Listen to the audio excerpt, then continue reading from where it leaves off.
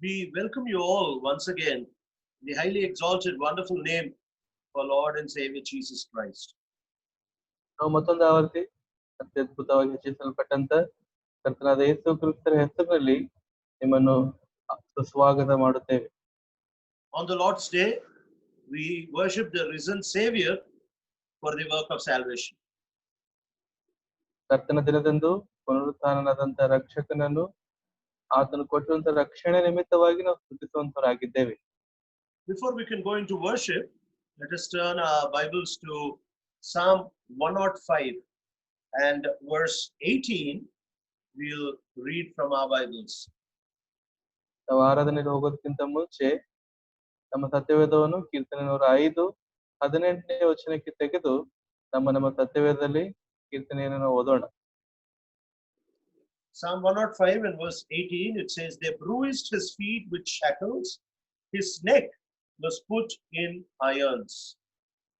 ಕೀರ್ತನೆ 105:18ನೇ ವಚನದಲ್ಲಿ, ಅವನ ಕಾಲುಗಳು ಕೊಳದಲ್ಲಿ ನೊಂದವು, ಕಬ್ಬಿಣದ ಬೇಡಿಗಳಿಂದ ಅವನು ಬಂಧಿತನಾದನು. We look to the Lord for his grace and help in prayer. ಪ್ರಾರ್ಥನೆಯಲ್ಲಿ ಕರ್ತನ ಕಡೆಗೆ ಆತನ ದಯೆ, ಆತನ ಕೃಪೆ, ಸಹಾಯಕ್ಕಾಗಿ ನೋಡೋಣ. Our loving, living Heavenly Father, we do come into thy glorious presence through the name of our Lord and Savior Jesus Christ. ನಮ್ಮ ಪ್ರಿಯ ರಕ್ಷಕನಾಗಿ ಕರ್ತನೆ, ಒಡೆಯನೇ, ನಮ್ಮ ಕರ್ತನಾದ ಯೇಸು ಕ್ರಿಸ್ತರ ಹೆಸರಿನಲ್ಲಿ ನಿನ್ನ ಪಾದಗಳ ಹತ್ರ ಬರ್ತಾ ಇದ್ದೇವೆ. We thank you, Lord, for thy written word to teach us how great your salvation is. ಓ ದೇವರೇ, ನೀನು ಬರೆಸಿರುವಂತ ವಾಕ್ಯಕ್ಕಾಗಿ ಸ್ತೋತ್ರ. ಇದರಿಂದ ನಿನ್ನ ರಕ್ಷಣೆ ಎಷ್ಟು ಶ್ರೇಷ್ಠವಾದದ್ದು ನಮಗೆ ತಿಳಿಯಪಡಿಸ್ತಾ ಇದೆ. ಸ್ತೋತ್ರ. Worship you, Lord, for though we are distanced physically, yet we are one in the spirit. ಓ ದೇವರೇ, ನಿನಗೆ ಆರಾಧಿಸ್ತೇವೆ, ಯಾಕಂದ್ರೆ ನಾವು ಶಾರೀರಿಕವಾಗಿ ದೂರವಾಗಿದ್ದರೂ ಆತ್ಮದಲ್ಲಿ ನಮ್ಮನ್ನು ಸಮೀಪಸ್ಥರನ್ನಾಗಿ ಇಟ್ಟಿದ್ದಕ್ಕಾಗಿ. We worship you, O Master, for every way that you have been transforming us into your image. ಓ ಯಜಮಾನನೇ, ನಿನ್ನನ್ನು ನಾವು ಆರಾಧಿಸ್ತೇವೆ, ಯಾಕಂತಂದ್ರೆ ಪ್ರತಿ ಕೋಣೆಯಲ್ಲಿಯೂ ಪ್ರತಿಯೊಂದು ರೀತಿಯಲ್ಲಿ ನಮ್ಮನ್ನು ನೀವು ಮಾರ್ಪಡಿಸ್ತಾ ಇದ್ದೀವಿ, ಅದಕ್ಕಾಗಿ. Thank you for your tender mercies and loving kindness. ಓ ದೇವರೇ, ನಿನ್ನ ಕೃಪಾ ಸತ್ಯತೆಗಳು, ನಿನ್ನ ಪ್ರೀತಿ ಸತ್ಯತೆಗಾಗಿ ನನಗೆ ಸ್ತೋತ್ರ ತಂದೆ. We worship you, Lord, for the person and the work of the Lord Jesus Christ. ನೀನು ಕರ್ತನಾದ ಯೇಸು ಕ್ರಿಸ್ತನ ಪರಿಪೂರ್ಣ ವ್ಯಕ್ತಿತ್ವ, ಆತನು ಶಿಲುಬೆಯ ಮೇಲೆ ಮಾಡಿರುವಂತಹ ಪರಿಪೂರ್ಣ ಕಾರ್ಯಕ್ಕಾಗಿ ನನಗೆ ಸ್ತೋತ್ರ ಸಲ್ಲಿಸುತ್ತೇವೆ. As we look into thy word, we pray that in utterance and translation, you might grant your immense grace. ಓ ದೇವರೇ, ನಾವು ವಾಕ್ಯದ ಕಡೆಗೆ ನೋಡ್ತಿರುವಂತ ಸಮಯದಲ್ಲಿ ವಾಕ್ಯ ಉಚ್ಚಾರಣೆಗಾಗಿ ಅಷ್ಟೇ ಅಲ್ಲ, ಭಾಷಾಂತರಕ್ಕಾಗಿ ನಿನ್ನ ಪರಿಪೂರ್ಣ ದಯೆಗಾಗಿ ಪ್ರಾರ್ಥಿಸ್ತಾ ಇದ್ದೇವೆ. For this we pray with all thanksgiving in the highly exalted, wonderful, gracious name of our Lord and Savior Jesus Christ. ಪ್ರಾರ್ಥನೆಯನ್ನು ನಮ್ಮ ರಕ್ಷಕನು, ಒಡೆಯನು, ಅದ್ಭುತ ಸ್ವರೂಪನಾಗಿರುವಂತಹ ಯೇಸು ಕ್ರಿಸ್ತರ ಹೆಸರಿನಲ್ಲಿ ಪ್ರಾರ್ಥಿಸಿ ಬೇಡುವಂತಿದ್ದೇವೆ ತಂದೆ. Amen. Amen. Psalm 105, we see the psalmist giving many reasons to worship the Lord. ಕೀರ್ತನೆ 105 ಇಲ್ಲಿ ಕೀರ್ತನೆ ಗ್ರಂಥಕರ್ತನು ಅನೇಕ ಕಾರಣಗಳು ಕೊಡುತ್ತಾನೆ. ಯಾತಕ್ಕಾಗಿ ಅಂದ್ರೆ ಕರ್ತನನ್ನು ಆರಾಧಿಸಲಿಕ್ಕಾಗಿ. We need to understand that the whole Bible is written primarily for the glory of God. ನಾವು ಅರ್ಥ ಮಾಡ್ಕೊಳ್ಬೇಕಾಗಿದೆ ಏನಂದ್ರೆ, ಪ್ರಾಥಮಿಕವಾಗಿ ಪರಿಪೂರ್ಣ ಬೈಬಲ್ ದೇವರ ಮಹಿಮೆಗಾಗಿ ಬರೆಯಲ್ಪಟ್ಟಿದೆ. The eternal final plan of the Lord is to fill the whole universe with his glory. ದೇವರ ನಿತ್ಯವಾದ ಮತ್ತೆ ಕೊನೆಯ ಉದ್ದೇಶ ಪ್ರಣಾಳಿಕೆ ಏನಂದ್ರೆ, ಪರಿಪೂರ್ಣ ಪ್ರಪಂಚವೆಲ್ಲ ತನ್ನ ಮಹಿಮೆಯಿಂದ ತುಂಬಲ್ಪಡಬೇಕು. Even before the creation, this was God's plan. In creation, this is God's plan. And for all eternity also, this is God's plan. ಸೃಷ್ಟಿ ಕಾರ್ಯ ಆಗೋದಕ್ಕಿಂತ ಮುಂಚೆಯೂ ದೇವರ ಆಲೋಚನೆ ಇದೇ ಆಗಿದೆ. ಸೃಷ್ಟಿ ಮಾಡಿದ ನಂತರವೂ ಕೂಡ ದೇವರ ಆಲೋಚನೆಯೂ ಕೂಡ ಇದೇ ಆಗಿದೆ. ಮತ್ತೆ ನಿತ್ಯತ್ವಕ್ಕೂ ಕೂಡ ದೇವರ ಆಲೋಚನೆ ಇದೇ ಆಗಿದೆ. And that's why in Isaiah chapter 6, we see the angels are telling, holy, holy, holy is the Lord Almighty. The heaven and the earth are full of His glory. ಅದಕ್ಕಾಗಿ ಯೆಶಾಯನ ಗ್ರಂಥ 6ನೇ ಅಧ್ಯಾಯದಲ್ಲಿ ದೇವದೂತರು ಪರಿಶುದ್ಧರು ಹೇಳ್ತಾ ಇದ್ದಾರೆ, ಪರಿಶುದ್ಧನು ಪರಿಶುದ್ಧನು ಪರಿಶುದ್ಧನು, ಸರ್ವಶಕ್ತನಾದಂತ ದೇವರು ಪರಿಶುದ್ಧನು, ಭೂಮಂಡಲವೆಲ್ಲ ಆತನ ಮಹಿಮೆಯಿಂದ ತುಂಬಿದೆ ಅಂತ ಕೂಗಿ ಹೇಳ್ತಾ ಇದ್ದಾರೆ. And Habakkuk also says, the knowledge of the glory of God will fill the earth as the waters cover the sea. ಹಬಕ್ಕೂಕನು ಕೂಡ ಹೇಳ್ತಾನೆ, ಸಮುದ್ರದ ಮೇಲೆ ನೀರು ಯಾವ ರೀತಿಯಾಗಿ ತುಂಬಿದೋ ಅದೇ ರೀತಿಯಾಗಿ ದೇವರ ಮಹಿಮೆಯು ಭೂಮಿ ಮೇಲೆ ಎಲ್ಲ ತುಂಬಲ್ಪಟ್ಟಿದೆ ಅಂತ ಹೇಳ್ತಾ ಇದ್ದಾನೆ. So God is very, very jealously involved in filling the whole universe, especially the life of His believers, with His glory. ದೇವರು ಅತಿ ರೋಷದಿಂದ ಈ ರೀತಿಯಾಗಿ ಆಲೋಚಿಸಿದ್ದಾನೆ. ಭೂಲೋಕವೆಲ್ಲ ತನ್ನ ವಿಶ್ವಾಸಿಗಳ ಜೀವಿತದ ಮುಖಾಂತರ ತನ್ನ ಮಹಿಮೆಯನ್ನು ತುಂಬಲ್ಪಡಬೇಕಂತೇಳಿ ರೋಷದಿಂದ ತುಂಬಿದ್ದಾನೆ. But the problem is, we don't try to see the glory that the Lord is getting in every situation. ಆದ್ರೆ ಸಮಸ್ಯೆ ಏನಂತಂದ್ರೆ, ದೇವರು ಪ್ರತಿ ಪರಿಸ್ಥಿತಿಯಲ್ಲಿ ದೇವರು ತನ್ನ ಮಹಿಮೆಯನ್ನು ತರಬೇಕಂತ ಇದ್ದಾನೆ. ಅದನ್ನು ನಾವು ನೋಡದೆ ಹೋಗ್ತಾ ಇದ್ದೇವೆ. There is always a very, very terrible and a very violent fight between our desire, our comfort, and the glory of God. ಪ್ರತಿ ಪರಿಸ್ಥಿತಿಯಲ್ಲಿ ಮತ್ತೆ ಬಹಳ ಭಯಂಕರವಾದಂತ ಅತಿ ದಯನೀಯವಾದಂತ ಹೋರಾಟ ಇದೆ. ಅದೇನಂದ್ರೆ ನಮ್ಮ ಸ್ವಂತ ಬಯಕೆ, ನಮ್ಮ ಸ್ವಂತ ಸುಖ ಭೋಗಗಳು ಮತ್ತು ದೇವರ ಮಹಿಮೆಯ ಮಧ್ಯದಲ್ಲಿ. Even the Lord Jesus Christ was not exempt. Even the Lord Jesus Christ was not excused from this horrible, terrible struggle. ನೋಡ್ರಿ, ಕರ್ತನಾದ ಯೇಸು ಕ್ರಿಸ್ತರು ಕೂಡ ಇಂಥ ಭಯಂಕರವಾದಂತ ಈ ಹೋರಾಟದಿಂದ ಅವರು ಕೂಡ ತಪ್ಪಿಸಿಕೊಳ್ಳಲು ಸಾಧ್ಯವಾಗ್ತಾ ಇಲ್ಲ. Now the Lord was praying in the Garden of Gethsemane, Father, if it is your will, let this cup be taken away from me. ಕರ್ತನಾದ ಯೇಸು ಕ್ರಿಸ್ತರು ಕೂಡ ಗೆತ್ಸೆಮನೆ ತೋಟದಲ್ಲಿ ಪ್ರಾರ್ಥಿಸ್ತಾ ಇದ್ದಾರೆ, ತಂದೆಯೇ ನಿನ್ನ ಚಿತ್ತವಾಗಿದ್ದೇ ಆದರೆ ಈ ಪಾತ್ರೆ ನನ್ನಿಂದ ತೊಲಗಲಿ ಅಂತ ಹೇಳಿ ಪ್ರಾರ್ಥಿಸ್ತಾ ಇದ್ದಾರೆ. He was praying this not because he was afraid. He was praying this not because he did not want to carry the cross. ಆತನು ಭಯಪಟ್ಟಿದ್ದಾನೆ ಅಥವಾ ಶಿಲುಬೆ ನನಗೆ ಹೊತ್ತುಕೊಳ್ಳಕ್ ಸಾಧ್ಯ ಇಲ್ಲ ಅನ್ನೋಂತ ಉದ್ದೇಶದಿಂದ ಆತ ಪ್ರಾರ್ಥನೆ ಮಾಡಿಲ್ಲ. He was praying this because he loved the Father very dearly and he could not lose the relationship he had with him as a father for even a split second. ನೋಡ್ರಿ, ಯಾಕೆ ಆತನು ಇಂಥ ಭಯದಲ್ಲಿ ಒಳಗಾಗ್ತಾ ಇದ್ದಾನಂದ್ರೆ, ಆತನು ತಂದೆಯನ್ನು ಬಹಳವಾಗಿ ಪ್ರೀತಿ ಮಾಡಿದ್ದನು. ತಂದೆಯಿಂದ ಒಂದು ಕ್ಷಣ ಮಾತ್ರ ಕೂಡ ಆತನು ತೊಲಗೋದಕ್ಕಾಗಿ, ಪ್ರತ್ಯೇಕವಾಗೋದಕ್ಕಾಗಿ, ತಂದೆಯ ಸಂಬಂಧ ಕಡ್ಕೊಳ್ಳೋದಕ್ಕಾಗಿ ಆತನು ಭಯ ಪಡ್ತಾ ಇದ್ದ. But then immediately the Lord Jesus compared within himself, is it good for me to pray this prayer or for the glory of God to be revealed? ಅದಕ್ಕಾಗಿ ಸ್ವಲ್ಪ ಕ್ಷಣಕ್ಕಾಗಿ ಯೇಸು ಕ್ರಿಸ್ತರು ಪ್ರಾರ್ಥಿಸ್ತಾ ಇದ್ದಾರೆ. ಅದೇನಂತಂದ್ರೆ, ಇದು ದೇವರ ಚಿತ್ತ ಆಗ್ಲಿ ಅಥವಾ ಇಂಥ ಪ್ರಾರ್ಥನೆ ಆದ್ರೂ ನಾನು ಮಾಡೋಣ ಅಂತ ಹೇಳಿ ಪ್ರಾರ್ಥಿಸ್ತಾ ಇದ್ದಾರೆ. Immediately the Lord Jesus won this struggle and he said, anything may happen to me personally, but I will see that the glory of the Lord is not affected. ಆದ್ರೆ ಕೆಲವೇ ಕ್ಷಣದಲ್ಲಿ ಯೇಸು ಕ್ರಿಸ್ತರು ಈ ಶೋಧನೆಯನ್ನು ಜಯಿಸ್ತಾ ಇದ್ದಾರೆ. ಜಯಿಸಿದ ತಕ್ಷಣವೇ ನನಗೆ ಏನೇ ಸಂಭವಿಸಲಿ, ಆದ್ರೆ ದೇವರ ಮಹಿಮೆಗೆ ಧಕ್ಕೆ ಉಂಟಾಗಬಾರದು ಅಂತ ಹೇಳಿ ಬಯಸ್ತಾ ಇದ್ದಾರೆ. And that is why he said, not my will but your will be done. ಅದಕ್ಕಾಗಿ ತಂದೆಯೇ ನನ್ನ ಚಿತ್ತವಲ್ಲ ನಿನ್ನ ಚಿತ್ತವೇ ಆಗಲಿ ಅಂತ ಪ್ರಾರ್ಥಿಸ್ತಾ ಇದ್ದಾರೆ.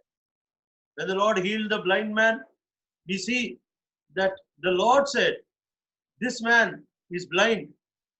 He was born blind for the glory of God. ಕರ್ತನಾದ ಯೇಸು ಕ್ರಿಸ್ತರು ಒಬ್ಬ ಕುರುಡ ವ್ಯಕ್ತಿಗೆ ಸ್ವಸ್ಥ ಮಾಡ್ತಾ ಇದ್ದಾರೆ. ಸ್ವಸ್ಥ ಮಾಡಿದ ತಕ್ಷಣ ಸ್ವಸ್ಥ ಮಾಡುವಾಗ ಹೇಳ್ತಾ ಇದ್ದಾರೆ ಏನಂದ್ರೆ ಈ ವ್ಯಕ್ತಿ ಕುರುಡನಾಗಿ ಜನ್ಮಿಸಿದ್ದು ದೇವರ ಮಹಿಮೆಗಾಗಿಯೇ.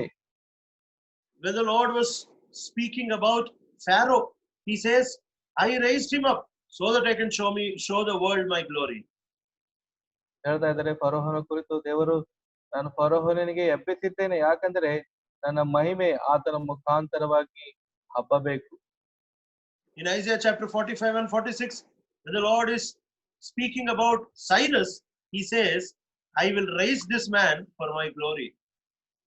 ಯೆಶಾಯನ ಗ್ರಂಥ 45-46ನೇ ಅಧ್ಯಾಯದಲ್ಲಿ ದೇವರು ಹೇಳ್ತಾ ಇದ್ದಾರೆ, ನಾನು ಈ ರಾಜನನ್ನು ಎಬ್ಬಿಸಿದ್ದೇನೆ. ಯಾತಕ್ಕಾಗಿ ಎಬ್ಬಿಸಿದ್ದೇನೆ ಅಂತಂದ್ರೆ, ಕೊರೇಶನಿಗೆ ನಾನು ಯಾಕೆ ಎಬ್ಬಿಸಿದ್ದೇನೆ ಅಂದ್ರೆ ನನ್ನ ಮಹಿಮೆ ನಿಮಿತ್ತವಾಗಿ ಆತನಿಗೆ ಎಬ್ಬಿಸಿದ್ದೇನೆ. So we need to understand that God does everything. Even hell is created for the glory of God. ದೇವರು ಪ್ರತಿಯೊಂದನ್ನು ಅಂದ್ರೆ ನಾವು ಅರ್ಥ ಮಾಡ್ಕೊಳ್ಬೇಕಾಗಿದೆ, ತಿಳ್ಕೊಳ್ಬೇಕಾಗಿದೆ ಏನಂದ್ರೆ ನರಕ ಕೂಡ ದೇವರು ತನ್ನ ಮಹಿಮೆಗಾಗಿ ಸಿದ್ಧ ಮಾಡಿದ್ದಾನೆ. Even hell is a place where the justice of God, the wrath of God, and the mercy of God is seen. ನರಕದಲ್ಲಿ ಕೂಡ ದೇವರ ನ್ಯಾಯ, ದೇವರ ದಯೆ, ದೇವರ ಕನಿಕರ ಅಲ್ಲಿ ಸೇರಿ ಬರ್ತವೆ, ಕೂಡಿ ಬರ್ತವೆ. The justice of God and the wrath of God is seen in the punishment of hell. ನರಕದ ಶಿಕ್ಷೆಯಲ್ಲಿ ದೇವರ ನ್ಯಾಯ, ದೇವರ ಕ್ರೋಧ, ಕೋಪ ಅನ್ನುವುದು ಕಾಣಬರ್ತವೆ. But even God's mercy and love is also seen in hell. ದೇವರ ದಯೆ, ದೇವರ ಪ್ರೀತಿ ಕೂಡ ನರಕದಲ್ಲಿ ಕಾಣಬರ್ತದೆ. Because if a sinner is put in heaven, if a sinner whose sins are not forgiven enters heaven, it is a greater torture for him than hell. ನೋಡ್ರಿ, ಒಬ್ಬ ಪಾಪಿ ಒಂದ್ ವೇಳೆ ಪರಲೋಕಕ್ಕೆ ತರಲ್ಪಟ್ರೆ, ಒಬ್ಬ ಪಾಪಿ ಪರಲೋಕಕ್ಕೆ ಸೇರಿಸಲ್ಪಟ್ಟಿದೆ ಆದರೆ ನರಕಕ್ಕಿಂತ ಆತನಿಗೆ ಸ್ವರ್ಗ ಬಹಳ ಭಯಂಕರವಾಗಿ ಪೀಡಿಸುವಂತದ್ದು, ಯಾತನೆ ಮಾಡುವಂತದ್ದಾಗಿದೆ. So finally we see that in all of creation, in all of eternity, God is centered around his own glory. ಕಡೆದಾಗಿ ನಾವು ನೋಡ್ತಾ ಇದ್ದೇವೆ, ಎಲ್ಲಾ ಸೃಷ್ಟಿಯ ಕಾರ್ಯದಲ್ಲಿ ದೇವರೇ ಕೇಂದ್ರವಾಗಿದ್ದು ದೇವರ ಮಹಿಮೆಯೇ ಕೇಂದ್ರವಾಗಿರುವಂತದ್ದನ್ನು ನಾವು ನೋಡುತ್ತೇವೆ. Now when we hear this, we can get a feeling that God is so selfish and he is only concerned about himself. What do we get in all this? ನಾವು ಅನ್ಕೋತೇವೆ ಇದೆಲ್ಲ ಕೇಳಿದ್ಮೇಲೆ ದೇವರು ಬಹಳ ಸ್ವಾರ್ಥ ಪರರಾಗಿದ್ದಾರೆ, ದೇವರು ತನ್ನ ಕುರಿತು ಮಾತ್ರ ತಿಳ್ಕೊಳ್ತಾರೆ, ಆಲೋಚಿಸ್ತಾರೆ, ಇದರಿಂದ ನಮಗೇನ್ ಸಿಗ್ತದೆ ಅಂತ ಹೇಳಿ ನಾವು ಆಲೋಚನೆ ಮಾಡಬಹುದು. When God is working for his glory and you become a part of that work, ದೇವರು ತನ್ನ ಮಹಿಮೆಗಾಗಿ ಕೆಲಸ ಮಾಡುವಂತ ಸಮಯದಲ್ಲಿ ಆ ಕೆಲಸದಲ್ಲಿ ನೀನು ಕೂಡ ಪಾಲು ಭಾಗ ಹೊಂದಿದೆ ಆದರೆ, that is where you get the most highest form of satisfaction. ಆ ಸ್ಥಳದಲ್ಲಿ ಮಾತ್ರ ನೀನು ಪರಿಪೂರ್ಣವಾದಂತ ಅತಿ ಹೆಚ್ಚಾದ ತೃಪ್ತಿಯನ್ನು ಹೊಂದುವನಾಗಿದ್ದಿ. And this is the work, the glory of the Lord is the work where you get the highest reward from God. ದೇವರ ಮಹಿಮೆಯ ಕೆಲಸದಲ್ಲಿ, ದೇವರ ಮಹಿಮೆಯ ಆ ಕೆಲಸದಲ್ಲಿ ಭಾಗ ಹೊಂದುವಂತದ್ದರಿಂದ ದೇವರಿಂದ ನೀನು ಅತಿ ಹೆಚ್ಚಾದಂತ ಬಹುಮಾನವನ್ನು ಹೊಂದುವವನಾಗಿದ್ದಿ. And when you are obsessed, when you are lost into the glory of God, you can answer all your problems, all your situations in a very beautiful perspective. ದೇವರ ಚಿತ್ತದಲ್ಲಿ, ದೇವರ ಮಹಿಮೆಯಲ್ಲಿ ನಿನ್ನನ್ನು ನೀನು ಸಂಪೂರ್ಣವಾಗಿ ಕಳ್ಕೊಂಡಿದೆ ಆದರೆ, ಅದರಲ್ಲಿ ಸಂಪೂರ್ಣವಾಗಿ ನಿನ್ನನ್ನು ನೀನು ಮುಳುಗಿಸ್ಕೊಂಡಿದೆ ಆದರೆ, ನಿನ್ನ ಎಲ್ಲಾ ಪ್ರಶ್ನೆಗಳು, ಎಲ್ಲಾ ಸಂಕಷ್ಟಗಳು, ಎಲ್ಲಾ ಇಕ್ಕಟ್ಟುಗಳಿಗೂ ನೀನು ಸರಿಯಾದ ಉತ್ತರವನ್ನು ಕೊಡಬಲ್ಲವನಾಗಿರ್ತಿ. Even in the hour of death, you can have an answer. You will have a meaning when you know that everything is happening for his glory. ಮರಣದ ಸಂದರ್ಭದಲ್ಲಿಯೂ ಕೂಡ ನೀನು ದೇವರ ಮಹಿಮೆಯನ್ನು ಅರ್ಥ ಮಾಡಿಕೊಂಡಿದ್ದೆ ಆದರೆ ನಿನ್ನ ಮರಣದ ಪರಿಸ್ಥಿತಿಯಲ್ಲಿಯೂ ಕೂಡ ದೇವರಿಗೆ ಯಾವುದೇ ಪ್ರಶ್ನೆ ಹಾಕದೆ ನಿನ್ನ ಪ್ರತಿ ಪರಿಸ್ಥಿತಿಯ ಕುರಿತು ನೀನು ಒಳ್ಳೆಯ ಉತ್ತರವನ್ನು ಹೊಂದುವಂತವನಾಗಿರ್ತೀನಿ. And that is why even in Revelation the Bible says there will be no more pain, there will be no more tears, there will be no more suffering or night. ಅದಕ್ಕಾಗಿ ಪ್ರಕಟಣೆ ಗ್ರಂಥದಲ್ಲಿ ನೋಡ್ತೇವೆ, ಅಲ್ಲಿ ಕಣ್ಣೀರಿಲ್ಲ, ದುಃಖ ಇಲ್ಲ, ಕಷ್ಟ ಇಲ್ಲ, ಶ್ರಮೆ ಇಲ್ಲ, ರಾತ್ರಿ ಅಂತೂ ಅಲ್ಲಿ ಇಲ್ಲವೇ ಇಲ್ಲ ಅನ್ನುವಂತ ಮಾತನ್ನು ನೋಡ್ತೇವೆ. The reason is because we will be completely 100% involved continuously in the work of His glory. ಯಾಕಂತಂದ್ರೆ ಪರಿಪೂರ್ಣವಾಗಿ 100% ನಾವು ಆತನ ಮಹಿಮೆಯ ಕಾರ್ಯದಲ್ಲೇ ಇರುವಂತವರಾಗಿರ್ತೇವೆ. We cannot be so fully given to the work of the glory of the Lord as long as we are in the flesh. ನಾವು ಶರೀರದಲ್ಲಿ ಇರುವಂತ ದಿನದವರೆಗೂ ನಾವು ಪರಿಪೂರ್ಣವಾಗಿ ಆತನ ಮಹಿಮೆಯ ಕಾರ್ಯಕ್ಕಾಗಿ ನಮ್ಮನ್ನು ನಾವು ಒಪ್ಪಿಸಿಕೊಡದೇ ಇರ್ತೇವೆ. And that is why worship is the beautiful moment in the life of a believer. ಅದಕ್ಕಾಗಿ ಆರಾಧನೆ ಎನ್ನುವಂಥದ್ದು ಅತಿ ಸುಂದರವಾದಂತ ಅತಿ ಸೌಂದರ್ಯವುಳ್ಳಂತ ಕ್ಷಣವಾಗಿದೆ. Where he is satisfied to the fullest, where he is rewarded to the highest, and where his questions are answered. ಅಲ್ಲಿ ಆತನು ಪರಿಪೂರ್ಣವಾಗಿ ಸಂತೃಪ್ತಿ ಹೊಂತಾನೆ, ಅಲ್ಲಿ ವಿಶ್ವಾಸಿ ಪರಿಪೂರ್ಣವಾಗಿ ತನ್ನ ಪ್ರಶ್ನೆಗೆ ಉತ್ತರ ಸಿಗ್ತದೆ, ಅಲ್ಲಿ ಪರಿಪೂರ್ಣವಾಗಿ ವಿಶ್ವಾಸಿ ದೇವರ ಮಹಿಮೆಯನ್ನು ಪಡಿಸುವಂತನಾಗಿರ್ತಾನೆ.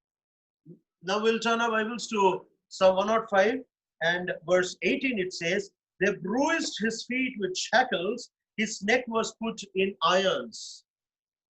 ಕೀರ್ತನೆ 105 18ನೇ ವಚನದಲ್ಲಿ ನೋಡ್ತೇವೆ ತಿರುಗಿ, ಅವನ ಕಾಲುಗಳು ಕೊಳದಲ್ಲಿ ನೊಂದವು, ಕಬ್ಬಿಣದ ಬೇಡೆಗಳಿಂದ ಅವನು ಬಂಧಿತನಾದನು.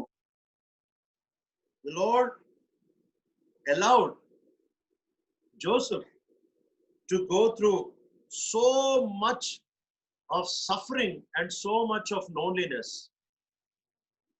ಕರ್ತನು ಭಯಂಕರವಾದಂತ ಶ್ರಮೆಗಳು, ಭಯಂಕರವಾಗಿರುವಂತ ಒಬ್ಬಂಟಿಗತನದಿಂದ ಯೋಸೇಫನು ಹಾದು ಹೋಗಲು ಅನುಮತಿಸಿದನು.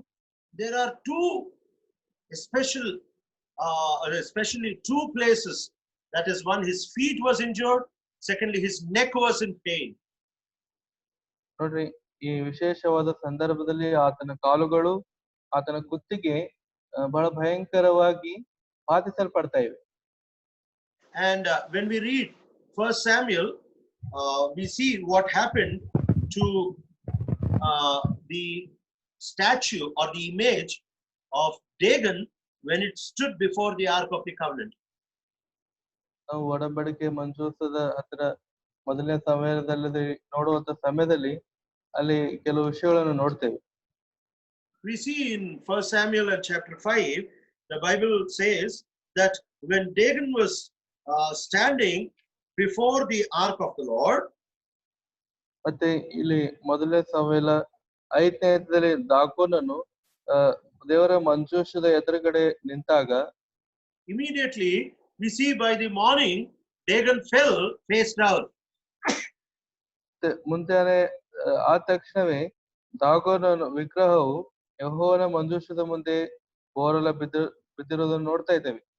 And the next day he fell so that his hands and his head had completely been severed, completely been injured. ಮತ್ತೆ ಮರುದಿವಸ ನೋಡ್ತಾ ಇದ್ದೇವೆ ಆತನ ಕೈಗಳು ಮತ್ತು ರುಂಡ ಕೆಳಗಡೆ ಕಡಿದು ಬಿದ್ದರು ನೋಡ್ತಾ ಇದ್ದೇವೆ. So even in the life of Joseph we see such a kind of situation. ಯೋಸೇಫನ ಜೀವಿತದಲ್ಲೂ ಕೂಡ ಇಂತಹ ಪರಿಸ್ಥಿತಿಯನ್ನೇ ನಾವು ನೋಡ್ತಾ ಇದ್ದೇವೆ.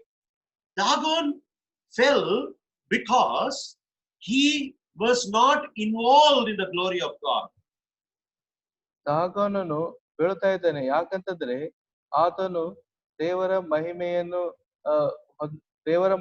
ಆತನು ಪಾಲು ತಗೊಳ್ತಾ ಇಲ್ಲ. But Joseph was injured because he was a part of the glory of God. ಆದ್ರೆ ಯೋಸೇಫನು ಬೀಳ್ತಾ ಇದ್ದಾನೆ, ಆದ್ರೆ ಯಾಕಂದ್ರೆ ದೇವರ ಮಹಿಮೆಯಲ್ಲಿ ಆತನು ಪಾಲುಗಾರನಾಗಿದ್ದಾನೆ. And Egypt wanted to stop two things in the life of Joseph. ಐಗುಪ್ತನು ಐಗುಪ್ತವು ಯೋಸೇಫನ ಜೀವಿತದಲ್ಲಿ ಎರಡು ವಿಷಯಗಳು ನಿಲ್ಲಿಸ್ಬೇಕಂತ ಹೇಳಿ ಪ್ರಯತ್ನಿಸ್ತಾ ಇದೆ. It wanted to stop his feet. That means it wanted to stop him moving, going around in the land of Egypt. ಐಗುಪ್ತವು ಯೋಸೇಫನ ಪಾದಗಳನ್ನು ಬಂಧಿಸ್ತಾ ಇದೆ. ಅಂದ್ರೆ ಐಗುಪ್ತದಲ್ಲಿ ಯೋಸೇಫನು ಸಂಚರಿಸಬಾರದಂತ ಹೇಳಿ ಅದು ಕಟ್ ಹಾಕ್ತಾ ಇದೆ. And secondly, his neck was put into iron. That means they wanted to stop his life itself. They wanted to stop his sustenance in order to remove him from Egypt. ಐಗುಪ್ತದಿಂದ ಆತನಿಗೆ ಪೂರ್ಣವಾಗಿ ನಿರ್ಮೂಲ ಮಾಡ್ಬೇಕಂತ ಹೇಳಿ ಆತನ ಕುತ್ತಿಗೆ ಕೂಡ ಬಂಧಿಸಲ್ಪಡ್ತಾ ಇದೆ. ಅಂದ್ರೆ ಆತನ ಜೀವವೇ ಐಗುಪ್ತದಿಂದ ತೆಗೆದು ಹಾಕ್ಬೇಕಂತ ಹೇಳಿ ಐಗುಪ್ತ ಆತನ ಪಕ್ಷದಲ್ಲಿ ಪ್ರಯತ್ನ ಮಾಡ್ತಾ ಇದೆ. They wanted to stop his movement. They wanted to stop his life. ಆತನ ಚಲನವಲನ ನಿಲ್ಲಿಸಬೇಕು, ಆತನ ಜೀವನವನ್ನೇ ನಿಲ್ಲಿಸಬೇಕಂತ ಹೇಳಿ ಐಗುಪ್ತ ಪ್ರಯತ್ನ ಮಾಡ್ತಾ ಇದೆ. And this is not for 1 day or 1 month or 2 months. ಇದು ಒಂದಿನ, 1 ತಿಂಗಳು, 2 ತಿಂಗಳು ಆಗಿಲ್ಲ. The Bible very clearly says how long he was in the prison we do not know. Bible ಸ್ಪಷ್ಟವಾಗಿ ಆತನು ಎಷ್ಟು ವರ್ಷಗಳು ಸೆರೆಮನೆಯಲ್ಲಿದ್ದನೋ ನಮಗೆ ಗೊತ್ತಿಲ್ಲ. How many days this man had been in this situation, the Bible does not say.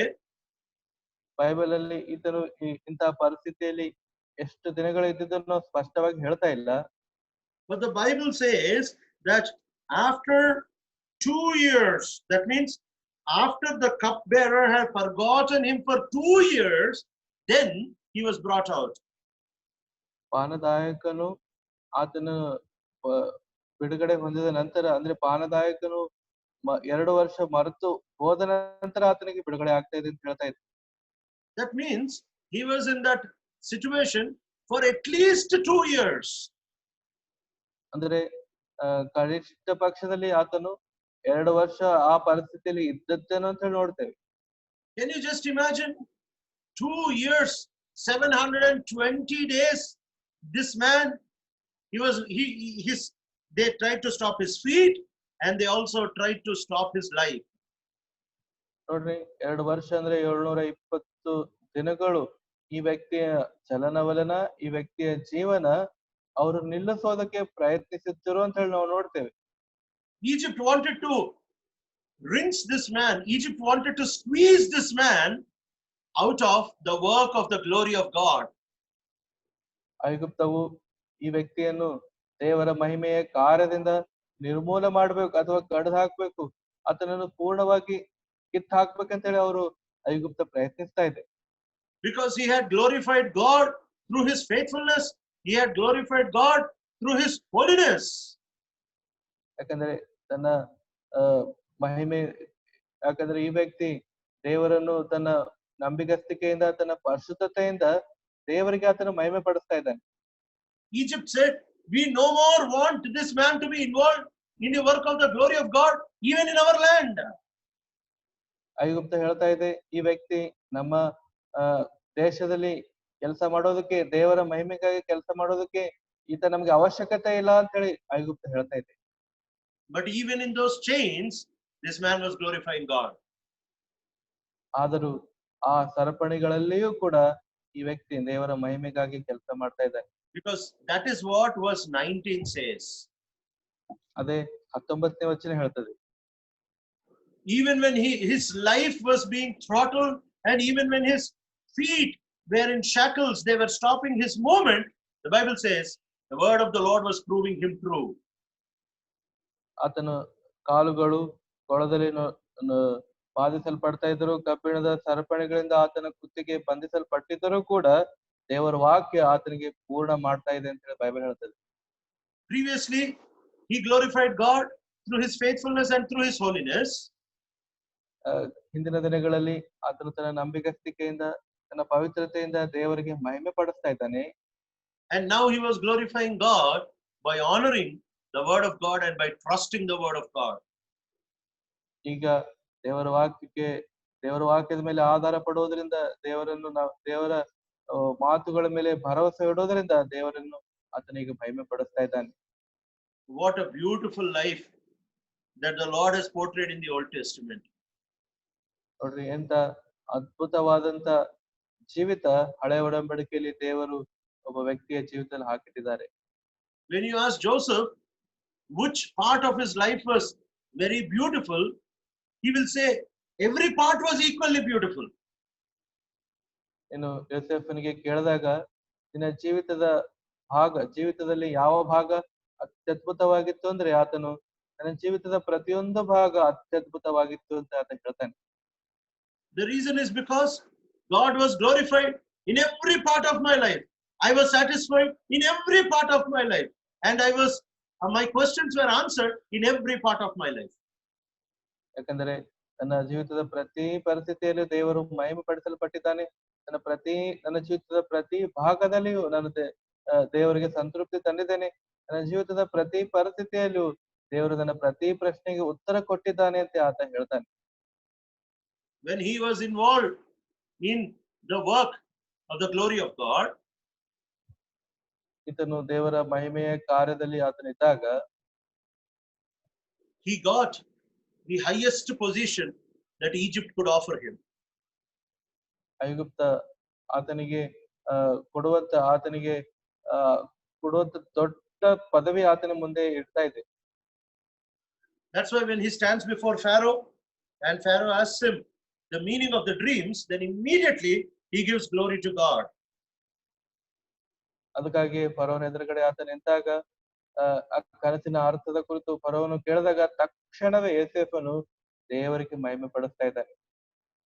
Genesis chapter 41 and verse 16, it says, I cannot do it. Joseph replied to Pharaoh, but God will give Pharaoh the answer he desires. Genesis chapter 41 and verse 16. ಆದಿಕಾಂಡ 41ನೇ ಅಧ್ಯಾಯ 16ನೇ ವಚನದಲ್ಲಿ ನೋಡುತ್ತೇವೆ, ಯೋಸೇಫನು ನನ್ನಲ್ಲಿ ಅಂತ ಸಾಮರ್ಥ್ಯವೇನೂ ಇಲ್ಲ, ಆದರೆ ದೇವರು ಫರೋಹನಿಗೆ ಶುಭಕರವಾದ ಉತ್ತರವನ್ನು ಕೊಡಬಲ್ಲನೆಂದು ಹೇಳಿದನು. Now Joseph was not giving God the glory expecting that God will give him something. ಯೋಸೇಫನು ದೇವರಿಗೆ ಮಹಿಮೆ ಪಡಿಸ್ತಾ ಇದ್ದಾನೆ, ಆದ್ರೆ ದೇವರು ನನಗೆ ಪ್ರತಿಫಲವಾಗಿ ಏನೋ ಕೊಡ್ತಾನೆ ಅಂತ ಹೇಳಿ ಏನೋ ಆತ ಅಪೇಕ್ಷಿಸ್ತಾ ಇಲ್ಲ. Worship loses its meaning when you expect a reward for worship. ಆರಾಧನೆಗೆ ಬದಲಾಗಿ ಪ್ರತಿಯಾಗಿ ಏನೋ ಒಂದನೇನೋ ಬಹುಮಾನ ಅಪೇಕ್ಷೆ ಪಟ್ರೆ ಆರಾಧನೆ ತನ್ನ ಬೆಲೆಯನ್ನು ಕಳ್ಕೊಳ್ತದೆ.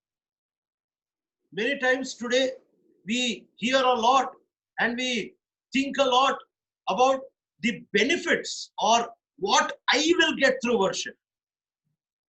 ಅನೇಕ ಸರ್ತಿ ನಾವು ಆಲೋಚಿಸ್ತೇವೆ, ನಾನು ಆರಾಧನೆ ಮಾಡ್ತಾ ಇದ್ದೀನಿ, ಆರಾಧನೆ ಮಾಡಿದ ನಂತರ ನನಗೆ ಏನ್ ಸಿಗ್ತದೆ ಅನ್ನುವಂತ ಪ್ರತೀಕ್ಷೆ ಎದುರು ನೋಡುವಂಥದ್ದು ನಮ್ಮಲ್ಲಿ ಇರ್ತದೆ. You should worship the Lord out of gratitude. The consequence of worship is left in the hands of God. ಕೃತಜ್ಞರಾಗಿ ಆತನಿಗೆ ಆರಾಧಿಸಬೇಕು. ಆರಾಧನೆಯ ಪ್ರತಿಫಲ ಕರ್ತನ ಕೈಯಲ್ಲಿದೆ, ಆತನ ಕೈಯಲ್ಲೇ ನಾವು ಬಿಟ್ಟು ಬಿಡಬೇಕು. You should not expect, you should not anticipate any consequence because you are giving thanks and there is no meaning in expecting what you'll get out of a thanks. ಅದಕ್ಕಾಗಿ ಆರಾಧಿಸಿದ ನಂತರ ಯಾವುದೇ ಉತ್ಸುಕರಾಗದೆ ಅಥವಾ ಏನೋ ಪ್ರತೀಕ್ಷೆಯಿಂದ ನಾವು ಆರಾಧಿಸದೆ ನಾವು ಥ್ಯಾಂಕ್ಸ್ ಹೇಳ್ತಾ ಇದ್ದೇವೆ, ಕೃತಜ್ಞತೆ ಹೇಳ್ತೇವೆ. ಕೃತಜ್ಞತೆಗೆ ಬದಲಾಗಿ ನಾವು ಏನು ಕೂಡ ಅಪೇಕ್ಷೆ ಮಾಡುವಂತವರಾಗಿರಬಾರದು. Suppose somebody does some very big good thing for you and you are thanking him. ನಿಮಗೆ ನಿಮ್ಮ ಪಕ್ಷದಲ್ಲಿ ಏನೋ ಒಂದು ದೊಡ್ಡ ಕೆಲಸ ಒಬ್ರು ಮಾಡಿದಾರೆ ಅನ್ಕೊಳ್ರಿ, ಆ ದೊಡ್ಡ ಕೆಲಸಕ್ಕಾಗಿ ಬದಲಾಗಿ ನೀವು ಥ್ಯಾಂಕ್ಸ್ ಹೇಳ್ತಾ ಇದ್ದೀರಿ, ಕೃತಜ್ಞತೆ ಹೇಳ್ತಾ ಇದ್ದೀರಿ. When you are saying thanks, you will not expect what will this man give me if I tell him thanks. Thanks ಹೇಳ್ತಾ ಇದ್ದೀನಿ, ಕೃತಜ್ಞತೆ ಹೇಳ್ತಾ ಇದ್ದೀನಿ, ಈ ಕೃತಜ್ಞತೆ ಹೇಳಿದ್ರೆ ಅದಕ್ಕೆ ಬದಲಾಗಿ ಈ ವ್ಯಕ್ತಿ ಏನೋ ಕೊಡ್ತಾನೆ ಅಂತ ಹೇಳಿ ನಾವು ಏನೋ ಅಪೇಕ್ಷೆ ಮಾಡಬಾರದು. When you expect something, immediately the beauty and the substance of thankfulness and worship is lost. ಇನ್ನೇನೋ ಬದಲಾಗಿ ಪ್ರತಿಯಾಗಿ ಅಪೇಕ್ಷೆ ಪಟ್ಟಿದ್ದೇ ಆದರೆ ಆ ಕೃತಜ್ಞತೆಯ ಅರ್ಥ, ಆ ಕೃತಜ್ಞತೆ ಹೇಳುವಂತದ್ದರ ಅರ್ಥ ಕೂಡ ಕಳೆದು ಹೋಗುವಂತದ್ದಾಗಿದೆ. The meaning of thankfulness to God is gratitude and glory to God. ನೋಡ್ರಿ, ದೇವರಿಗೆ ಆರಾಧನೆ ಮಾಡುವುದರ ಅರ್ಥ ಏನಂದ್ರೆ ನಾವು ಕೃತಜ್ಞರಾಗಿ ಆತನಿಗೆ ಮಹಿಮೆ ಸಲ್ಲಿಸುವಂತದ್ದೇ ಆರಾಧನೆಯ ಅರ್ಥ ಆಗಿದೆ. Many times we forget this truth and we try to use the art of worship commercially for our health, for casting out demons, for the healing of diseases. ಅನೇಕ ಸರ್ತಿ ನಾವು ಆರಾಧನೆಯ ಅರ್ಥವನ್ನು ಕಳೆದುಕೊಳ್ತಾ ಇದ್ದೇವೆ. ಆರಾಧನೆಯನ್ನು ಕೂಡ ಒಂದು ವ್ಯಾವಹಾರಿಕ ರೀತಿಯಿಂದ ನಾವು ಉಪಯೋಗಿಸ್ತಾ ಇದ್ದೇವೆ, ವ್ಯವಹಾರ ಮಾಡ್ತಾ ಇದ್ದೇವೆ ಆರಾಧನೆ ಮಾಡಿ. ಏನಂದ್ರೆ ನಾವು ಆರಾಧಿಸ್ತೇವೆ, ನಮ್ಗೆ ಆರೋಗ್ಯ ಸಿಗ್ತದೆ, ನಾವು ಆರಾಧಿಸ್ತೇವೆ, ನಮ್ಗೆ ದೆವ್ವಗಳು ಬಿಡಲ್ಪಡ್ತೇವೆ, ಆರಾಧನೆ ಮಾಡ್ತೇವೆ, ನಮ್ಗೆ ಇದು ಸಿಗ್ತದೆ ಅದು ಸಿಗ್ತದೆ ಅಂತ ಹೇಳಿ ಆರಾಧನೆಯನ್ನು ವ್ಯವಹಾರದಲ್ಲಿ ತರ್ತಾ ಇದ್ದೇವೆ. And when Joseph gave God all the glory, Pharaoh gave Joseph all of Egypt. ಅವಾಗ ಯೋಸೇಫನು ದೇವರಿಗೆ ಎಲ್ಲಾ ಮಹಿಮೆಯನ್ನು ಸಲ್ಲಿಸ್ತಾ ಇದ್ದನೋ, ಅವಾಗ ಈ ಫರೋಹನು ಐಗುಪ್ತವೆಲ್ಲ ಯೋಸೇಫನ ಕೈಯಲ್ಲಿ ಕೊಡ್ತಾ ಇದ್ದ. But even when there was a situation where everything was coming into Joseph's hands, you know what Joseph was telling Pharaoh? ಯೋಸೇಫನ ಕೈಯಲ್ಲಿ ಎಲ್ಲಾ ವಿಷಯಗಳು ನಿಯಂತ್ರಣದಲ್ಲಿ ಬರ್ತಾ ಇದ್ದಾಗಲೂ ಕೂಡ ಯೋಸೇಫನು ಫರೋಹನಿಗೆ ಏನ್ ಹೇಳ್ತಾನೆ ನೋಡ್ರಿ. In Genesis chapter 41 and verse 33 it says, and now let Pharaoh look for a discerning and wise man and put him in charge of the land of Egypt. ಆದಿಕಾಂಡ 41ನೇ ಅಧ್ಯಾಯ 33ನೇ ವಚನದಲ್ಲಿ, ಆದುದರಿಂದ ತಾವು ವಿವೇಕಿಯೂ ಬುದ್ಧಿವಂತನೂ ಆಗಿರುವ ಪುರುಷನನ್ನು ಆರಿಸಿಕೊಂಡು ಅವನನ್ನು ಐಗುಪ್ತ ದೇಶದ ಮೇಲೆ ಅಧಿಕಾರಿಯಾಗಿ ನೇಮಿಸಬೇಕು ಅಂತೇಳಿ ಯೋಸೇಫ್ ಹೇಳ್ತಾ ಇದ್ದಾನೆ. Now Joseph is not telling, I am the most worthy person, I should be put in this place. He was telling, you choose a wise man, you choose an intelligent man, you choose a right man, and you put him in the greatest position. ಯೋಸೇಫ್ ಹೇಳ್ತಾ ಇದ್ದಾನೆ, ನಾನು ಅರ್ಹನಾಗಿದ್ದೇನೆ, ಪರಿಪೂರ್ಣವಾದಂತ ಯೋಗ್ಯನಾದಂತ ವ್ಯಕ್ತಿಯಾಗಿದ್ದೇನೆ, ನನ್ನನ್ನೇ ಆ ಜಾಗದಾಗ ಕೂಡಿಸು ಅಂತ ಹೇಳಿ ಆತ ಕೇಳ್ತಾ ಇಲ್ಲ. ನೀನೇ ಒಬ್ಬ ಒಳ್ಳೆಯ ವ್ಯಕ್ತಿ, ಯೋಗ್ಯನಾದಂತ ವ್ಯಕ್ತಿ, ಪರಿಪೂರ್ಣ ಶಕ್ತ ಸಾಮರ್ಥ್ಯ ಉಳ್ಳಂತ ವ್ಯಕ್ತಿಯನ್ನು ಆರಿಸಿ ಅವನನ್ನು ನೇಮಿಸು ಅಂತ ಹೇಳಿ ಯೋಸೇಫ್ ಸಲಹೆ ಕೊಡ್ತಾ ಇದ್ದಾನೆ. He understood that when interpreting the dreams, when he gave God all the glory, he was already taking the highest place. ಮತ್ತೆ ಇಲ್ಲಿ ಅರ್ಥ ಮಾಡ್ಕೊಳ್ತಾ ಇದ್ದಾನೆ, ಯಾವಾಗ ಆ ಕನಸಿನ ಅರ್ಥವನ್ನು ಪರಿಪೂರ್ಣವಾಗಿ ವಿವರಿಸ್ತಾ ಇದ್ದನು, ದೇವರಿಗೆ ಪರಿಪೂರ್ಣವಾದಂತ ಮಹಿಮೆ ಸಲ್ಲಿಸಿ ದೇವರನ್ನು ಉನ್ನತ ಸ್ಥಾನದಲ್ಲಿ ಆತನಿಗೆ ಹೆಚ್ಚಿಸ್ತಾ ಇದ್ದ ನೋಡ್ತಾ ಇದ್ದೆ. So we need to understand that our highest privilege is not what comes out of worship, but worship itself is our greatest privilege. ನಾವು ಅರ್ಥ ಮಾಡ್ಕೊಳ್ಬೇಕು, ನಮ್ಮ ಪರಿಪೂರ್ಣವಾದಂತ ಸೌಭಾಗ್ಯ, ದೊಡ್ಡ ಸೌಭಾಗ್ಯ ಏನಂತಂದ್ರೆ ನಾವು ಆರಾಧನೆ ನಂತರ ಏನು ಹೊಂದುತ್ತೇವೆ ಅನ್ನುವಂಥದ್ದು ಅಲ್ಲ, ನಾವು ಮಾಡುವಂತ ಆರಾಧನೆಯೇ ಅತಿ ದೊಡ್ಡ ಸೌಭಾಗ್ಯ ಅಂತೇಳಿ ಅರ್ಥ ಮಾಡ್ಕೊಳ್ಬೇಕು. And Joseph did not think about the consequence, but God blessed him with the greatest that Egypt could ever give one single man. ಯೋಸೇಫನು ಪ್ರತಿಫಲದ ಮೇಲೆ ನಿರೀಕ್ಷೆ ಇಡಲಿಲ್ಲ, ಆದರೆ ದೇವರು ಯೋಸೇಫನಿಗೆ ಐಗುಪ್ತದಲ್ಲಿ ಒಬ್ಬ ವ್ಯಕ್ತಿಗೆ ಕೊಡುವಂತ ದೊಡ್ಡ ಶ್ರೇಷ್ಠವಾದ ಸ್ಥಾನ ದೇವರು ಯೋಸೇಫನಿಗೆ ಕೊಡ್ತಾ ಇದ್ದಾರೆ. And Joseph was a man who had no hope, no angle of hope. No man could help him. Family could not help him. He could not help himself.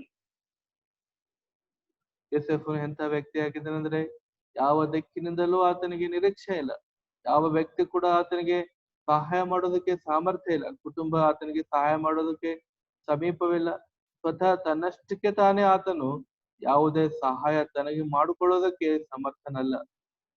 When people asked him, why has your life become like this? He does not have an answer. ಒಂದು ವೇಳೆ ಜನರು ಆತನಿಗೆ ನಿನ್ನ ಜೀವಿತ ಹಿಂಗ್ಯಾಕಾಗಿದೆ ಅಂತ ಹೇಳಿ ಕೇಳಿದ್ರೆ ಆತನಿಗೆ ಉತ್ತರ ಕೊಡೋದಕ್ಕೆ ಉತ್ತರನೇ ಆತನ ಹತ್ರ ಇಲ್ಲ. But because he was lost into glorifying God, without thinking about the consequence, without thinking of what would happen in the future.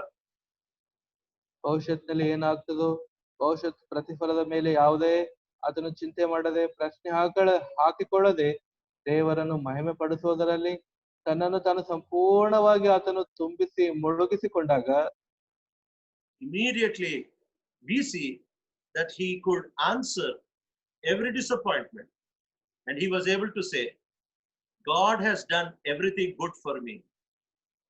ತಕ್ಷಣವೇ ಪ್ರತಿ ನಿರುತ್ಸಾಹಕ್ಕೂ, ಪ್ರತಿ ಕುಗ್ಗುವಿಕೆಗೂ, ಪ್ರತಿ ಬಲಹೀನತೆಗೂ ದೇವರು ಉತ್ತರಿಸಿದಾಗ ತಕ್ಷಣ ಆತ ಹೇಳ್ತಾ ಇದ್ದಾನೆ, ಎಲ್ಲಾ ವಿಷಯಗಳಲ್ಲಿ ದೇವರು ನನ್ನನ್ನು ಹೆಚ್ಚಿಸಿದ್ದಾನೆ, ಉನ್ನತಪಡಿಸಿದ್ದಾನೆ, ಉತ್ತರ ಕೊಟ್ಟಿದ್ದಾನೆ ಅಂತ ಹೇಳಿ ಪ್ರತ್ಯುತ್ತರ ಕೊಡ್ತಾ ಇದ್ದಾನೆ. Everything did not go smooth in his life, but he was able to say, because he glorified God, everything that happened to me happened for good because I was able to worship God. ನನ್ನ ಜೀವಿತದಲ್ಲಿ ಎಲ್ಲವೂ ಒಳ್ಳೆಯದಕ್ಕಾಗಿ ಸಂಭವಿಸಿದೆ ಅಂತ ಹೇಳಿ ಆತ ಹೇಳ್ತಾ ಇದ್ದಾನೆ. ಕಾರಣ ಏನಂದ್ರೆ ಆತನ ಜೀವಿತದಲ್ಲಿ ಎಲ್ಲವೂ ಸರಿಸಮಾನವಾಗಿ, ಅಷ್ಟೇ ಸುಲಭವಾಗಿ ಜರುಗಲಿಲ್ಲ. ಜರುಗಿರುವಂತ ಪ್ರತಿಯೊಂದು ಕೂಡ ದೇವರು ತನ್ನ ಮಹಿಮೆಗಾಗಿ ಮಾರ್ಪಡಿಸ್ಕೊಟ್ಟಿದ್ದಾರೆ ಅಂತ ಹೇಳಿ ಆತ ಹೇಳ್ತಾ ಇದ್ದಾನೆ. He was able to answer life's hardest questions because he was involved in the glory of God. ದೇವರನ್ನು ಮಹಿಮೆ ಪಡಿಸುವುದರಲ್ಲಿ ಆತನು ಪಾಲುಗಾರನಾಗಿದ್ದಕ್ಕಾಗಿ ಜೀವನದ ಅತಿ ಕಷ್ಟಕರವಾದ ಪ್ರಶ್ನೆಗೆ ಆತನು ಉತ್ತರ ಕೊಡೋದಕ್ಕೆ ಸಾಧ್ಯನಾಗ್ತಾ ಇದೆ. And the Bible says that because he was involved in the glory of God, we see that this man became one of the greatest rewards for the land of Israel. ಈ ವ್ಯಕ್ತಿ ದೇವರಿಗೆ ಮಹಿಮೆ ಪಡಿಸೋದರಲ್ಲಿ ಅತಿ ಹೆಚ್ಚಾಗಿ ತನ್ನನ್ನು ತಾನು ಉಪಯೋಗಿಸಿಕೊಂಡಿದ್ದಾನೆ, ಪಾಲ್ಗೊಂಡಿದ್ದಾನೆ. ಅದಕ್ಕಾಗಿ ಇಸ್ರಾಯೇಲರಿಗೋಸ್ಕರವಾಗಿ ಒಂದು ಶ್ರೇಷ್ಠವಾದ ದೊಡ್ಡ ಆಶೀರ್ವಾದವಾಗಿ ಈ ವ್ಯಕ್ತಿಯನ್ನು ದೇವರು ಮಾರ್ಪಡಿಸ್ತಾ ಇದ್ದಾರೆ. Joseph worshipped God. ಯೋಸೇಫನು ದೇವರನ್ನು ಆರಾಧಿಸಿದ್ದಾನೆ. Joseph spoke about his incapacity, but the capacity of God. ಯೋಸೇಫನು ತನ್ನ ಅಸಮರ್ಥತೆ ಮತ್ತು ದೇವರ ಸಾಮರ್ಥ್ಯದ ಕುರಿತು ಆತನು ಮಾತನಾಡಿದ್ದಾನೆ. Joseph spoke about the plan of man, his brothers failing, but he spoke about the success of God's plan in his life. ಯೋಸೇಫನು ತನ್ನ ಸಹೋದರರ ಮತ್ತೆ ಮನುಷ್ಯರ ಆ ಯೋಜನೆ ಕುರಿತು ಆತ ಮಾತಾಡಲಿಲ್ಲ, ಆದರೆ ದೇವರ ಆ ಯಶಸ್ಸು, ದೇವರ ಆಲೋಚನೆ, ದೇವರ ಸಂಕಲ್ಪದ ಕುರಿತು ಆತ ಮಾತನಾಡ್ತಾ ಇದ್ದಾನೆ. He was able to answer life's toughest, roughest questions.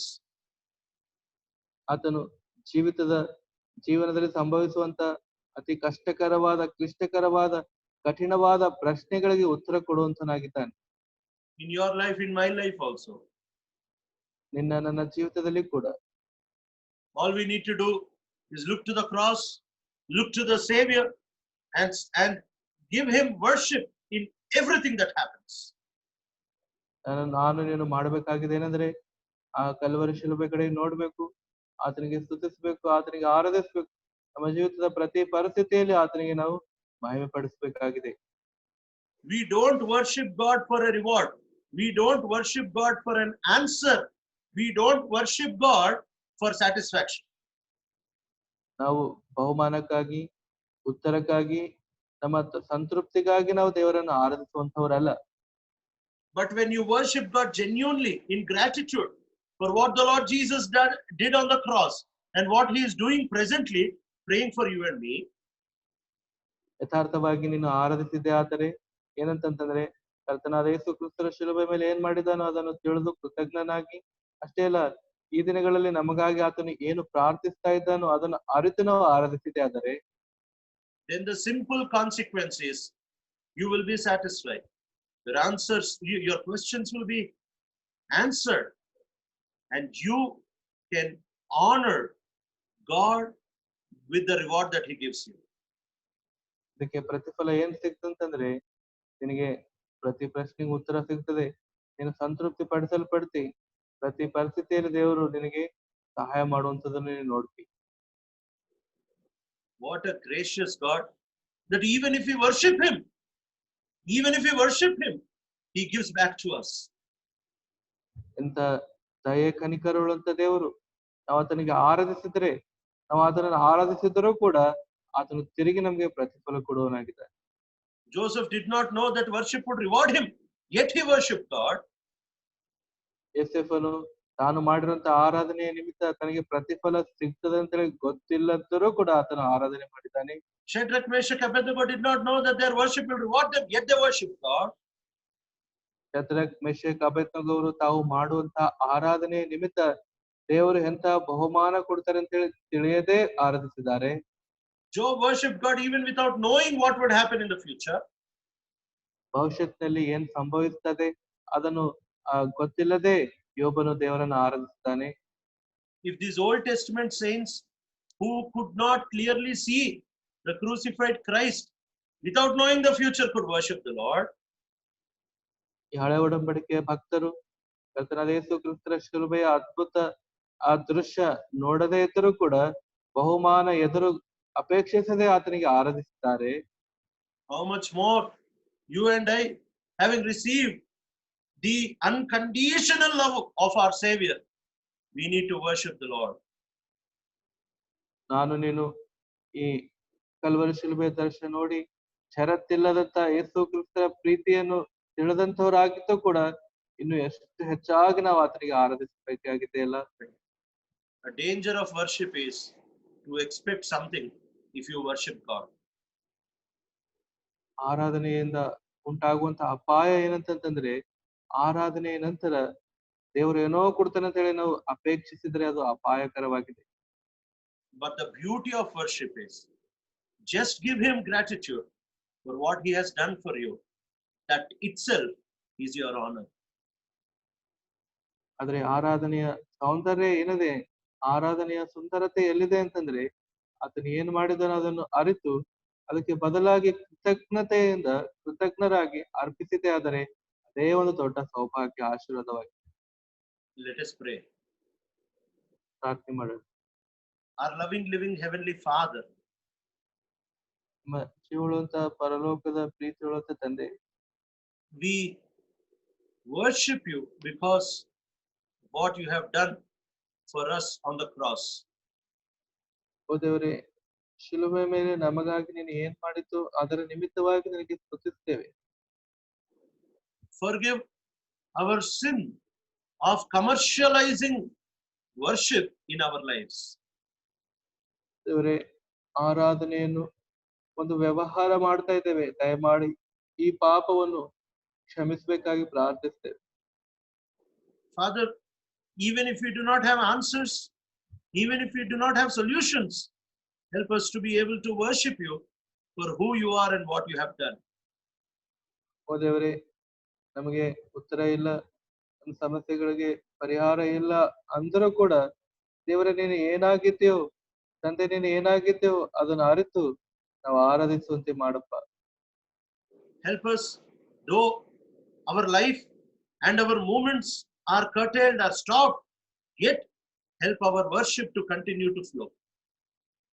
ದೇವರೇ, ನಮ್ಮ ಚಲನವಲನ, ನಮ್ಮ ಜೀವಿತಗಳು ಬಂಧಿಸಲ್ಪಟ್ಟಿದ್ದರೂ ಕೂಡ ನಾವು ನಿನಗೆ ತಂದೆಯೇ ಆರಾಧಿಸುವುದಕ್ಕೋಸ್ಕರವಾಗಿ ಸತತವಾಗಿ ಮುಂದೆ ಹೋಗಲು ಸಹಾಯ ಮಾಡಿ. In every situation for all eternity, you are worthy of all praise, glory and honor. ಪ್ರತಿ ಪರಿಸ್ಥಿತಿಯಲ್ಲಿ ನಿತ್ಯತ್ವಕ್ಕೂ ಎಲ್ಲಾ ಸ್ತೋತ್ರ, ಘನ, ಮಾನ, ಮಹಿಮೆಗೆ ನೀನು ಯೋಗ್ಯನಾಗಿದ್ದಿ, ಅರ್ಹನಾಗಿದ್ದಿ ತಂದೆ. Bless our time of worship. ನಮ್ಮ ಆರಾಧನೆಯ ಸಮಯವನ್ನು ಆಶೀರ್ವದಿಸು. For this we pray with thanksgiving in the highly exalted name of our Lord and Savior Jesus Christ. ಈ ಪ್ರಾರ್ಥನೆಯನ್ನು ಅತ್ಯದ್ಭುತವಾಗಿ ಹೆಚ್ಚಿಸಲ್ಪಟ್ಟಂತ ನಮ್ಮ ರಕ್ಷಕನು, ಒಡೆಯನು, ಕರ್ತನಾಗಿರುವಂತ ಯೇಸು ಕ್ರಿಸ್ತರ ಹೆಸರಿನಲ್ಲಿ ಅರ್ಪಿಸಿ ಬೇಡ್ತಾ ಇದ್ದೇವೆ ತಂದೆ. Amen. Amen. We request you to worship the Lord in your own home. All the family members together, one after another. You can worship the Lord in your own home. And then you can see the second message before taking part in the table. ನಾವು ನಿಮ್ಮಲ್ಲಿ ಮನವಿ ಮಾಡ್ತಾ ಇದ್ದೇವೆ, ನೀವು ನಿಮ್ಮ ನಿಮ್ಮ ಮನೆಗಳಲ್ಲಿಯೇ ಕುಟುಂಬಸ್ಥರೆಲ್ಲರೂ ಸೇರಿ ಬಂದು ಒಬ್ಬರ ನಂತರ ಒಬ್ಬರು ಆರಾಧಿಸಿರಿ. ಕುಟುಂಬದಲ್ಲಿ ನೀವು ಮಾತ್ರ ನಿಮ್ಮ ಕುಟುಂಬದವರಷ್ಟೇ ಮಾತ್ರ ಕೂಡಿ ಆರಾಧಿಸಿರಿ. ನೀವೆಲ್ಲರೂ ಆರಾಧಿಸಿದ ನಂತರ ಮೇಜಿನಲ್ಲಿ ಪಾಲು ಹೊಂದೋದಕ್ಕಿಂತ ಮುಂಚೆ ದೇವರ ವಾಕ್ಯವನ್ನು ನೀವು ಕೇಳ್ರಿ. ಅದಕ್ಕೆ ಮೊದಲು ನೀವು ಎಲ್ಲರೂ ಸೇರಿ ಆರಾಧಿಸಿ.